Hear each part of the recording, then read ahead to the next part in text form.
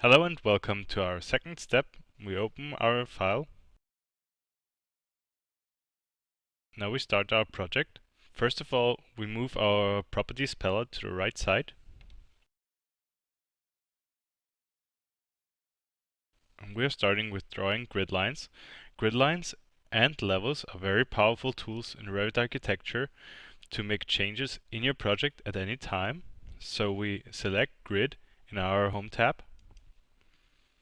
and we draw a vertical grid line. Click Escape. We select our grid line and you see Revit opens automatically the contextual tab. We select Copy in our contextual tab. Click our grid line and move it to the right side. You see Revit gives us here the temporary dimensions. We need here a distance of 3 meters. Click Escape. If we take a close look at our grid lines, we see that Revit automatically counts the grid lines. So you got 1, 2, 3 and so on. We'll show you now a faster way to copy grid lines. We select our second grid line. In our contextual tab, we select Array. We check if we have Group and Associates demarked. And we put in here 5, because we want 4 more grid lines. Then we select our second grid line. And we move it 10 meters to the right.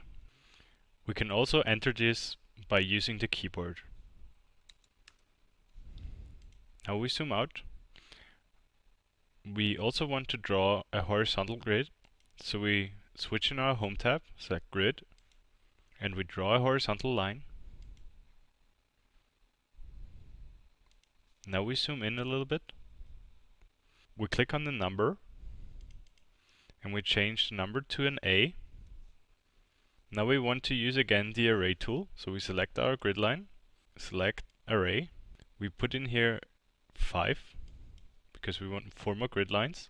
We select our A grid and we move it down and put in 10 meters. And you also see Revit names the grid lines properly. Now we select our A grid. You see here a temporary dimension. Everything which is blue in Revit is changeable at any time. So we click and we change 10 to 3 meters. So we now have a distance between the A and B grid of 3 meters. We repeat this over here. Now we want to modify our grid a little bit. We select the grid line and you see you have here a small circle. We click on that circle and we move our grid lines down a little bit. All grid lines are attached with each other with a blue dashed line. We repeat this over here.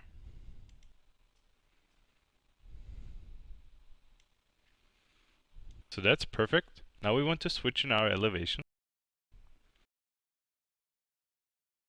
Here you also see levels. We want to adjust the height of the levels. So we select level 2. And we put in here 3 meters. Now we want to draw another level. We select level in our Home tab. On the left side, you get a blue dashed line. We need a distance of 3 meters. Click it, move it to the right side. Now we want to show you a faster way to create levels. We select level and use the Pick Lines tool. We put in here an offset of 3 meters. Now we move over our third level. You see Revit gives us here a blue dashed line which shows us where the level will be created. We click and now we are going to create 2 more levels.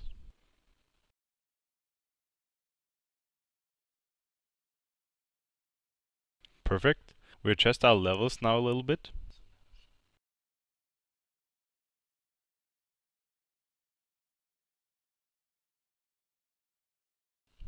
And also our grid lines.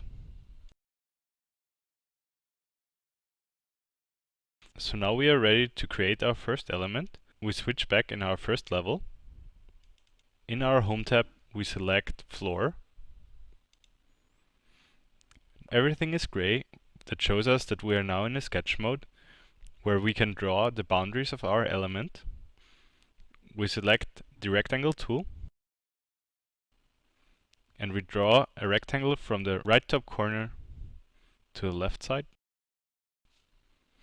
We see here 3 lock symbols, which give us the possibility to attach the boundaries of our element to the grid lines. We click the lock symbols. Now we move our left boundary, and we can use here the temporary dimensions and put in here 17 meters. Now we can finish the edit mode. We switch now in our 3D view in the quick access toolbar. And you see our floor. For navigating in the 3D view, there are several possibilities. First of all, there is the orbit. You can use it by clicking the Shift button and the right mouse click. Or you can also use the pan by clicking the scroll wheel. You can zoom out and zoom in using the scroll wheel, and you can also use the view cube. The view cube gives you the possibility to navigate very fast to several views. So that's it for our second step, and we hope you enjoyed it.